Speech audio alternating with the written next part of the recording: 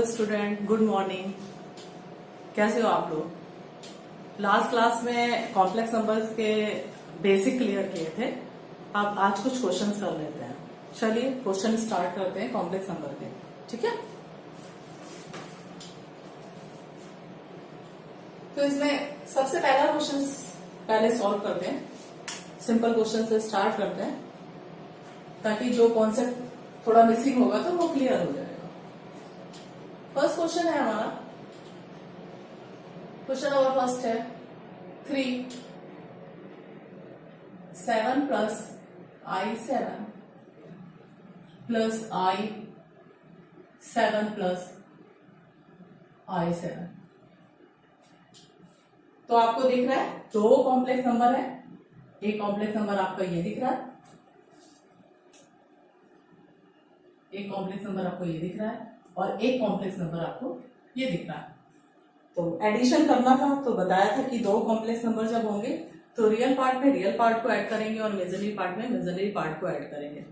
तो कुछ नहीं करते हैं, पहले तो हम ब्रैकेट ओपन कर लेते हैं। ठीक है, ब्रैकेट पहले सॉल्व करेंगे। तो 3 को 7 से मल्टीप्लाई करेंगे तो 3 7 का 21 प्लस यहाँ भी 7 है तो 21, यहाँ I है तो इसके साथ I लग जाएगा प्लस 7I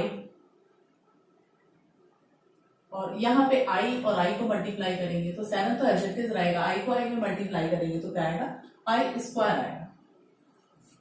तो 21 plus 21I plus 7I square. तो नेक्स्ट लास्ट क्लास में बताया था I स्क्वायर की वैल्यू होती है -1, तो हम I स्क्वायर की वैल्यू पुट कर देते हैं, I स्क्वायर की वैल्यू -1 रख देते हैं।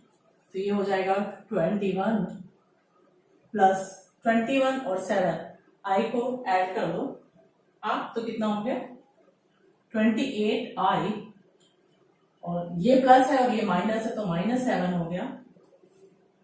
अब 21 प्लस का है, 7 माइनस का है, एक प्लस में होगा एक माइनस में होगा तो क्या होता है, सब्ट्रैक्शन होता है और साइन जो नंबर बड़ा होता है उसका वाला साइन हम पुट करते हैं। तो 21 बड़ा नंबर है तो बड़ा पॉजिटिव साइन आएगा तो 40 प्लस 28I। तो ये हो गया आपका आंसर। कभी कभी आंसर में क्या होगा, ये आंसर नहीं आएगा, इसमें कॉमन ले लेंगे। तो अगर 7 कॉमन ले लेते हैं तो 2 प्लस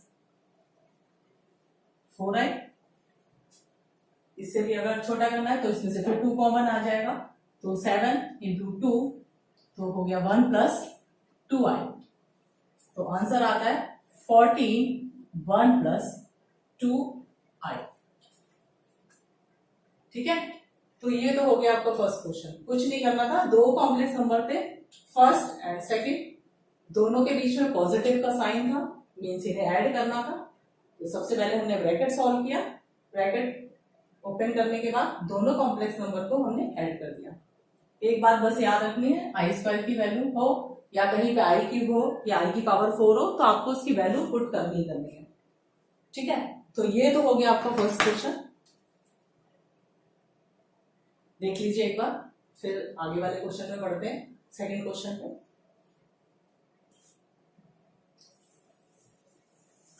तो चलिए सेकंड क्वेश्चन स्टार्ट करते हैं।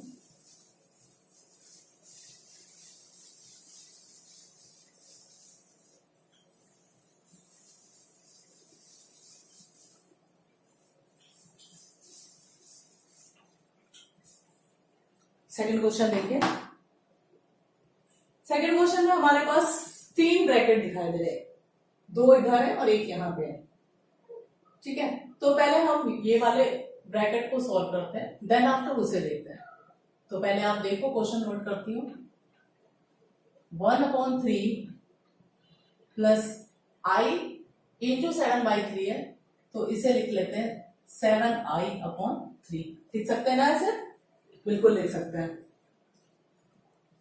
4 प्लस में है तो प्लस कर दिया, फिर प्लस 7I/3। ठीक है, और ब्रैकेट से इसको क्लोज कर दिया, ब्रैकेट है तो ब्रैकेट से इसको क्लोज कर दिया, अभी ब्रैकेट नहीं हटाते। ठीक है, देन आफ्टर यहाँ माइनस है, ब्रैकेट ओपन करो, माइनस से मल्टीप्लाई कर दो आप, तो माइनस माइनस प्लस 4/3, ये माइनस और ये प्लस नेगेटिव हो गया तो माइनस आई आ गया। ठीक है, अब आप देख लो, रियल पार्ट में रियल पार्ट को ऐड कर देते हैं और इमेजिनरी पार्ट में इमेजिनरी पार्ट को ऐड कर देते हैं, उसके बाद देखते हैं क्या होता है। तो ये 1/3 प्लस 4 है तो 4 को 4/1 लिख लेते हैं। आप लोगों को आसानी है इसलिए 7i/3 प्लस 7i/3 माइनस 4/3, ये माइनस माइनस प्लस हो गया था तो ये प्लस हो जाएगा, प्लस 4/3 माइनस आई। अब सारे फ्रैक्शन में थे तो इसे भी मैं i/1 लिख लेती हूँ। ठीक है, अब रियल नंबर को सारों को एक साथ लिखती हूँ आप, 1/3 plus 4/1 plus 4/3 plus 7i/3 plus 7i/3 minus i/1। ठीक है, अब आप देखो इधर मैं एलसीएम ले लेती हूँ 3, दोनों पार्ट को अलग अलग करके सॉल्व कर देती हूँ। अब आपने 3 एलसीएम लिया तो यहाँ पे आ गया 4, यहाँ पे आ गया 1 प्लस यहाँ 1 है यहाँ 3 है तो 4 3 12 प्लस 4 प्लस यहाँ पे अगर 3 आप कॉमन लेते हो तो 7i प्लस 7i माइनस 3। ठीक है, तो यहां से क्या हो जाएगा 15 हो जाएगा, 15/3 तो ये हो जाता है 15/3 आपका, नहीं 12 4 16 170 17/3 हो जाएगा ये, प्लस 7 7 14, 14 में से 3i माइनस हो जाएगा तो क्या आ गया 11i/3। तो आपका आंसर ये हो गया क्योंकि ये x प्लस आई वाई की फॉर्म में आ गया आपका। इसे आप ऐसे भी लिख सकते हो 1/3 बाहर निकाल लो, कॉमन ले लो, 7 प्लस 11i। तो ये आपका क्वेश्चन सॉल्व हो गया जो कि x प्लस आई वाई की फॉर्म में है। तो x आपका 17 हो गया और आई वाई है तो y आपका 11 हो गया। तो क्वेश्चन आपका x प्लस आई वाई की फॉर्म में आ गया। ठीक है, तो अगर कोई क्वेश्चन में काफी लंबा क्वेश्चन है, कई पार्ट है, 2 से ज्यादा है, जैसे इस फर्स्ट क्वेश्चन में 2 पार्ट्स थे तो 2 को सॉल्व किया, इसमें 3 थे तो 3 को सॉल्व किया, तो परेशान होने की जरूरत नहीं है, ये आराम से सॉल्व हो जाएगा। आराम से जैसे बचपन में करते थे, आई से कोई टेंशन लेने की जरूरत नहीं है कि आई है हमने कभी नहीं पढ़ा और नई चीज है तो कैसे सॉल्व करें, शायद कोई नई टेक्निक होगी, तो ऐसा कुछ नहीं है।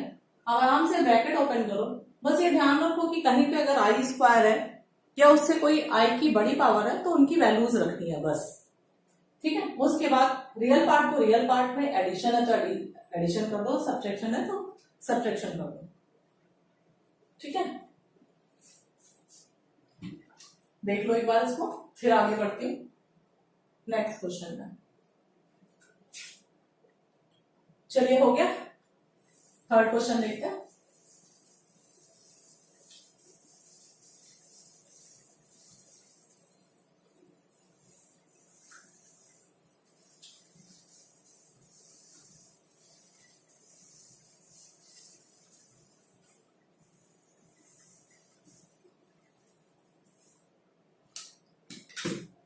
नेक्स्ट क्वेश्चन में 1 प्लस आई की पावर 4 दिख रहा है, तो क्या हो गया, नहीं होगा सॉल्व, आराम से हो जाएगा सॉल्व। प्रीवियस क्लासेस में जैसे आप करते थे x प्लस वाई की पावर 4, तो कैसे सॉल्व करते थे, आप कैसे सॉल्व करते थे, पावर 4 का तो फार्मूला कोई अभी बताया नहीं आपको, तो आप इसको स्क्वायर और इसको स्क्वायर इस तरीके से लिख सकते थे। पावर 4 थी तो 2 पार्ट में इसको ब्रेक कर दिया, उसी तरीके से 1 प्लस आई की पावर 4 है तो इसे भी लिख लेते हैं 1 प्लस आई स्क्वायर 1 प्लस आई का होल स्क्वायर। इसे हम इस तरीके से इस फॉर्म में चेंज कर सकते हैं, इजी करने के लिए चेंज कर दिया। अब आपको 1 प्लस आई का होल स्क्वायर का फार्मूला लगाना है, जैसे यहाँ पे आपने बेसिक क्लासेस प्रीवियस क्लासेस में पढ़ा कि x प्लस वाई का होल स्क्वायर होता है, इसका फार्मूला मैं लिख देती हूँ, वैसे याद होगा, X square plus Y square plus 2xy, यही वाला फॉर्मूला यहाँ अप्लाई कर देते हैं। यहाँ पे x की जगह 1 है तो 1 का स्क्वायर करेंगे तो 1 ही आएगा। i का स्क्वायर करो प्लस 2xy तो 1 इंटू आई तो i आ गया। इसी तरीके से 1 प्लस आई का होल स्क्वायर यहाँ भी है तो इसे भी लिख सकते हैं 1 प्लस आई स्क्वायर प्लस 2i। अब जैसे कि मैंने आपको हमेशा बताया, कहीं भी अगर आई स्क्वायर होगा या आई की कोई बड़ी पावर होगी तो उसकी वैल्यू पुट करेंगे, तो वैल्यू पुट कर दो, आई स्क्वायर की वैल्यू रख दो -1, 2i तो ऐसे ही रहेगा। इसी तरीके से 1 -1 प्लस 2i, 1 से 1 कैंसिल हो गया, यहां भी 1 से 1 कैंसिल हो गया तो 2i into 2i that is equal to 4i square. अब 4 को तो आप एज इट इज रखोगे, आई स्क्वायर भी होती है वैल्यू -1 तो इसका आंसर आ गया -4। ठीक है, तो 1 प्लस आई की पावर 4 को सॉल्व करोगे तो आंसर आता है -4। अगर इसे x प्लस आई वाई की फॉर्म में क्वेश्चन में दिया हुआ है कि आपको इसे x प्लस आई वाई की फॉर्म में चेंज करना है तो आप इसे ऐसे लिखते हो -4 प्लस आई वाला पार्ट नहीं है तो 0 इंटू आई लिख सकते हो। तो ये आपकी हो गई x प्लस आई वाई की फॉर्म। और अगर सिर्फ एक सॉल्व करने को बोला तो आप सिंपल सॉल्व कर देना, ऐसे भी आंसर दे देना। ठीक है, तो अगर पावर 4 हो, पावर 5 हो तो आप इसे ब्रेक करके कर सकते हो, कोई प्रॉब्लम नहीं। आई से टेंशन लेने की जरूरत नहीं है कि अरे इमेजिनरी क्वांटिटी है और कभी पढ़ा नहीं है, पता नहीं कैसे क्वेश्चन होगा, हमने तो कभी बचपन में नहीं पढ़ा, ऐसा कुछ भी नहीं है। ठीक है, तो ये तो बेसिक क्वेश्चन थे फर्स्ट एक्सरसाइज के जिसे हम सॉल्व कर रहे थे कॉम्प्लेक्स नंबर की। अब कुछ क्वेश्चंस मल्टीप्लिकेशन इनवर्स के एक दो क्वेश्चंस बताती हूँ।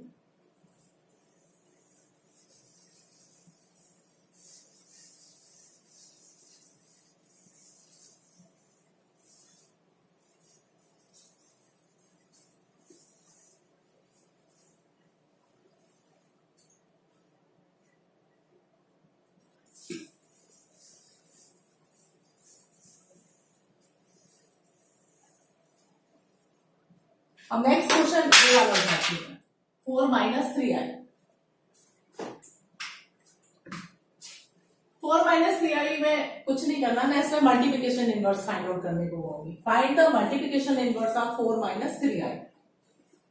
तो मल्टीप्लिकेशन इनवर्स को हम z इनवर्स से डिनोट करते हैं और इसका फॉर्मूला होता है z bar upon mod z का होल स्क्वायर। ठीक है, तो z बार याद है, लास्ट क्लास में बताया था, z बार हमारा कॉन्जुगेट होता है। कॉन्जुगेट मतलब अगर कोई हमें z की वैल्यू अगर x प्लस आई वाई दिया है तो अगर हम उसका मॉड z निकालते हैं तो हमेशा इमेजिनरी पार्ट का साइन चेंज होता है, केवल इमेजिनरी पार्ट का, रियल पार्ट का नहीं। अगर इमेजिनरी पार्ट पॉजिटिव है तो निगेटिव हो जाएगा, अगर निगेटिव है तो पॉजिटिव हो जाएगा। तो अगर इसका निकालते हैं तो यहाँ पे माइनस का साइन लग जाता है बस। तो अगर हम इस क्वेश्चन को लेते हैं 4 माइनस 3i, ये क्वेश्चन हमारा z की वैल्यू अगर हम ले रहे हैं 4 माइनस 3i, तो इसका कॉन्जुगेट कितना होगा 4। रियल पार्ट को एज इट इज रखेंगे, इमेजिनरी पार्ट का साइन चेंज करेंगे तो इमेजिनरी पार्ट को लिख देंगे प्लस 3i। ठीक है, ये हमारा मॉड z बार बन गया, यानी कि कॉन्जुगेट ऑफ z बन गया। अब एक चीज और आपको दिखाई दे रही है, मॉड z का स्क्वायर। तो आप मॉड z कैसे निकालोगे, मॉड z बताया था x square plus Y square, या लिख सकते थे रियल पार्ट का स्क्वायर प्लस रियल पार्ट कितना है 4 है, 4 का स्क्वायर 16, 3 का square 9, square root of 25। Mod z का स्क्वायर है तो ये तो मॉड z आ गया स्क्वायर रूट ऑफ 25। अगर मॉड z का स्क्वायर करेंगे तो कितना आएगा 25 आ जाएगा। ठीक है, तो ये अलग से निकाल के बता दिया, आप यहाँ पे बस वैल्यू पुट कर दो। 4 माइनस कॉम्प्लेक्स नंबर था तो इसका कॉन्जुगेट हो गया 4 प्लस 3i अपॉन 25।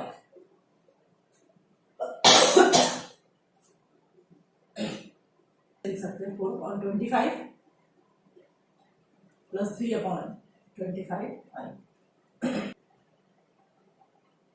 तो ये तो हो गया आपका मल्टीप्लिकेशन इनवर्स। देख लो आप एक बार फिर से, कुछ नहीं करना, जो कॉम्प्लेक्स नंबर दिया हो उसका कॉन्जुगेट निकालना है, उसका मॉड्यूलस का स्क्वायर निकालना है और इस फार्मूले में पुट करना है और सिंबल होता है z इनवर्स।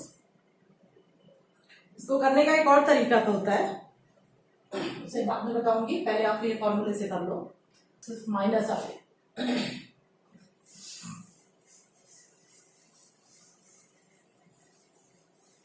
कैसे करोगे, ये हो जाएगा आराम से। बच्चे थोड़ा सा कंफ्यूज हो जाते हैं कि एक ही पार्ट दिख रहा है, कि केवल रियल पार्ट दिख रहा है या केवल इमेजिनरी पार्ट दिख रहा है, इसलिए कि ऐसा एग्जाम्पल भी ले लिया जिसमें दोनों नहीं है, रियल और इमेजिनरी। तो z हमारा था माइनस आई, तो इसे लिख सकते हैं 0 माइनस आई। z बार कितना हो जाएगा 0 प्लस आई, मॉड z कितना हो जाएगा रियल पार्ट का स्क्वायर प्लस इमेजिनरी का स्क्वायर, रियल 0 इमेजिनरी 1 है तो 1, मॉड z आ गया स्क्वायर रूट ऑफ 1, तो मॉड z का स्क्वायर कितना हो जाएगा 1 हो जाएगा। ठीक है, तो z inverse is equal to क्या होता है conjugate of z upon modulus z का स्क्वायर, वैल्यू पुट कर दो, ये होगा i अपॉन 1 वैल्यू ऑफ 1, यानी कि z इनवर्स कितना हो गया i आ गया आपका, इसे 0 प्लस i भी लिख सकते हैं। तो ये था आपका मल्टीप्लिकेशन इनवर्स। ठीक है, तो आपकी फर्स्ट एक्सरसाइज आराम से हो जाएगी, कोई प्रॉब्लम नहीं होगी, सारे क्वेश्चंस निकल आएंगे, मल्टीप्लिकेशन इनवर्स के लिए निकल आएंगे। इसे देख लो, फिर मैं कुछ क्वेश्चन मॉडुलस और आर्गुमेंट के बताऊंगी तो थोड़ा अच्छे आए।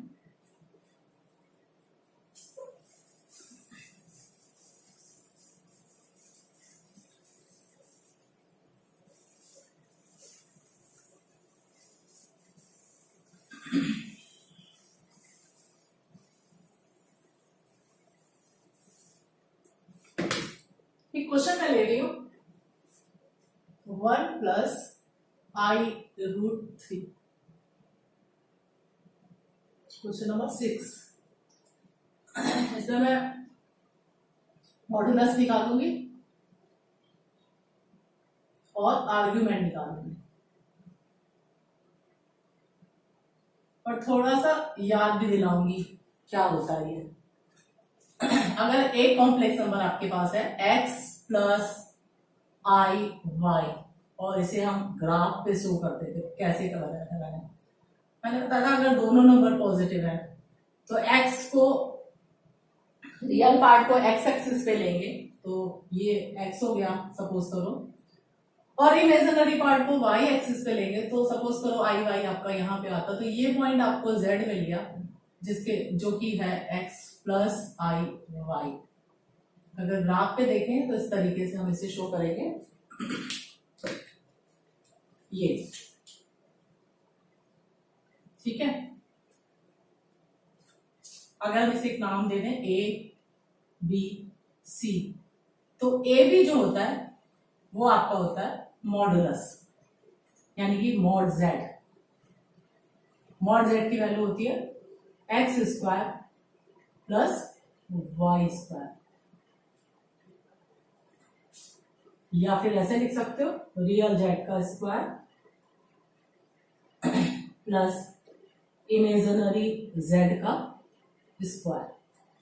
ठीक है, अब ये जो ए बी लाइन है वो एक्स एक्सिस के साथ सपोज करो थीटा डिग्री का एंगल बना रही है, that is called the argument. Theta is called the argument, theta को हम बोलते हैं आर्ग्यूमेंट। तो हमारा आर्ग्यूमेंट क्या हो गया,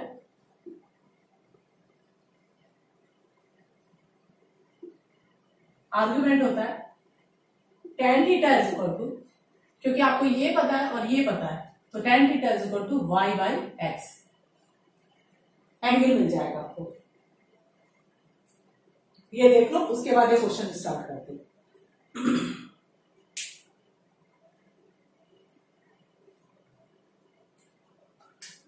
मेरे पास क्वेश्चन है 1 प्लस आई रूट थ्री, यानी कि x की वैल्यू 1 है और y की वैल्यू है रूट थ्री।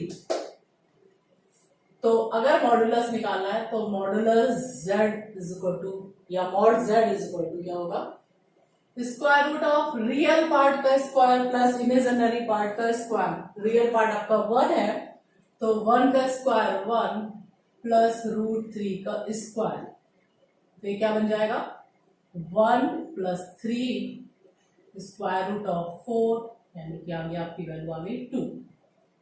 यानी कि मॉड z की वैल्यू आपको क्या मिलती है इस क्वेश्चन में 2 मिलती है।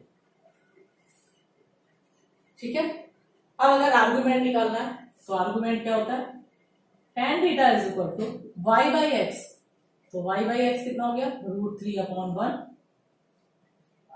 रूट थ्री अपॉन 1 कब होती है tan थीटा की वैल्यू, जब थीटा आपका होता है 60 डिग्री, तो 60 डिग्री हो गया।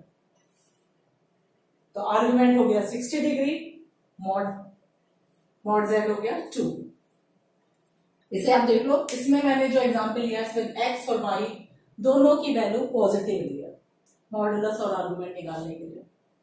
अब एक एग्जांपल लूंगी जो कुछ किसी एक को निगेटिव कर दूंगी।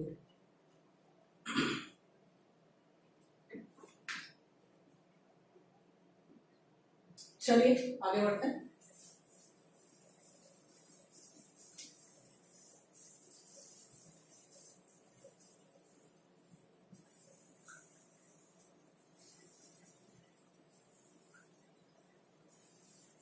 अब इसी एग्जाम्पल में मैं x को निगेटिव लूंगी और y को पॉजिटिव लूंगी।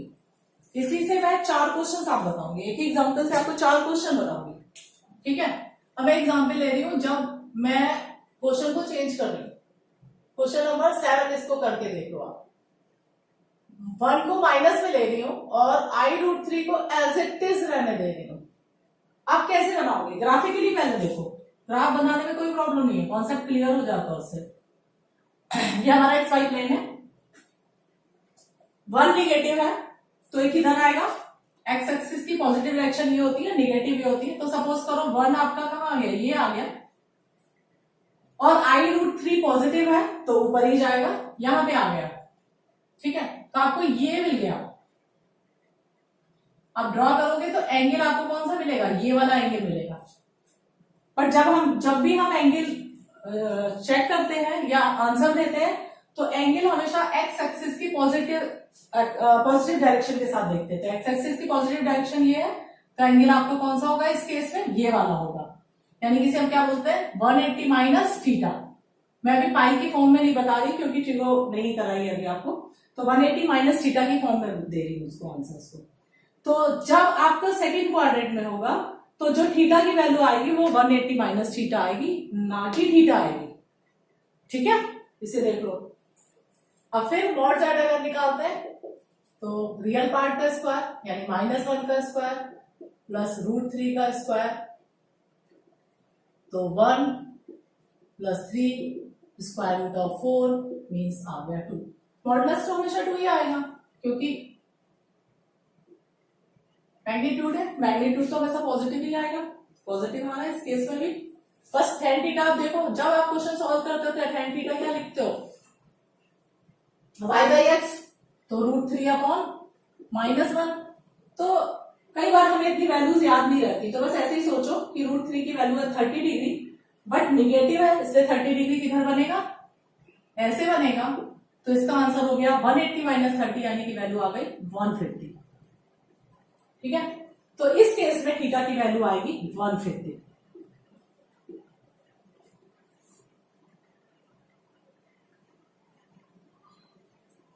ये सारे केसेस मैं तभी ले रही हूं जब थीटा हमारा 0 से 2 पाई के बीच में है। थीटा हमारा 0 से 2 पाई के बीच में है, तभी ले रहे हैं।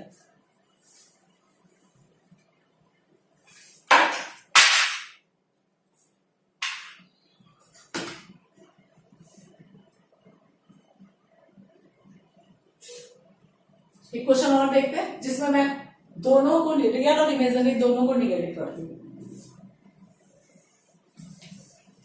ताकि एक बार में आपको सारे कॉन्सेप्ट क्लियर हो जाए। अब दोनों वैल्यू अगर निगेटिव कर दी मैंने, ये दोनों निगेटिव कर दिया, तो कहाँ बनेगा, कंपेयर करो इससे, तो कैसे बनेगा आपका, ये बनेगा ना, x भी निगेटिव y भी निगेटिव, अब नीचे आ गए, एंगल बन रहा है ये वाला, x एक्सिस की पॉजिटिव डायरेक्शन ये है, आंसर कौन सा दोगे आप, ये वाला आंसर दोगे, यानी कि 180 प्लस थीटा।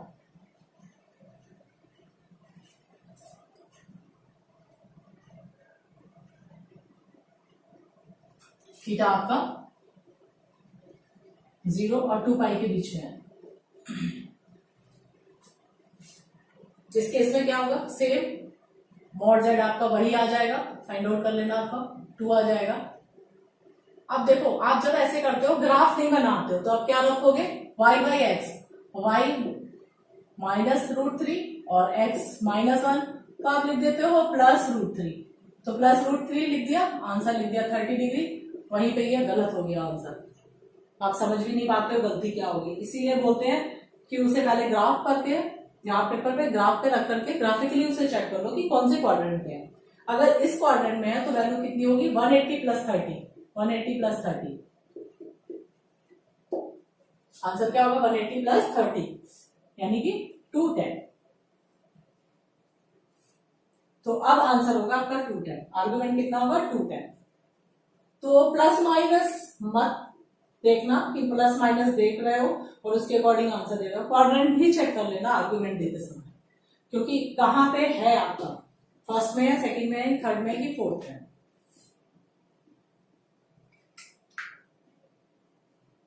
ओके, आपको समझ में आ रहा होगा क्वाड्रेंट का डिफरेंस क्या है। अब इसे पॉजिटिव लेती हूँ और इसे नेगेटिव लेती हूँ, तो ग्राफ पेपर पे कैसे बनेगा, ग्राफिकली वैसे रिप्रेजेंट करेंगे। x आपका पॉजिटिव है और y नेगेटिव है, x पॉजिटिव इस डायरेक्शन में गए, y नेगेटिव नीचे चले गए, एंगल आपका कौन सा आ गया, ये वाला आ गया, ठीक है। तो आप आंसर कौन सा दोगे, ये वाला दोगे ना, सॉरी ये वाला दोगे ना, आंसर आप ये वाला दोगे। तो ये कितना होगा, 360 पूरा होता है, आप एक सर्कल घूमते हो तो 360 होता है, ये थीटा है, तो 360 पूरा, ये सर्कल कितना है, 360 है, 360 में थीटा को माइनस कर दो, तो मॉड जेड तो वही आएगा, क्योंकि सेम क्वेश्चन ले रही हूं तो बार बार मॉडुलस की वैल्यू वही आ रही है 2, बट अगर आर्गुमेंट निकालोगे तो tan थीटा की वैल्यू क्या आ जाएगी, 360 30 थी, ये 30 डिग्री आपकी वैल्यू आ रही थी बार बार, तो 360 में से 30 माइनस करोगे तो आ जाएगा 330, ठीक है। तो जब भी मॉडुलस और आर्गुमेंट के क्वेश्चंस आएंगे तो आप पहले ये चेक कर लेना कि कौन से क्वाड्रेंट में आप हो, और जब मैं वैल्यू ले रही हूँ 0 से 2 पाई के बीच में, थीटा हमेशा 0, ये जितने भी आंसर्स मैं दे रही हूँ जो थीटा 0 से 2 पाई के बीच में, यानी कि 0 से 2 पाई पूरा एक सर्कल।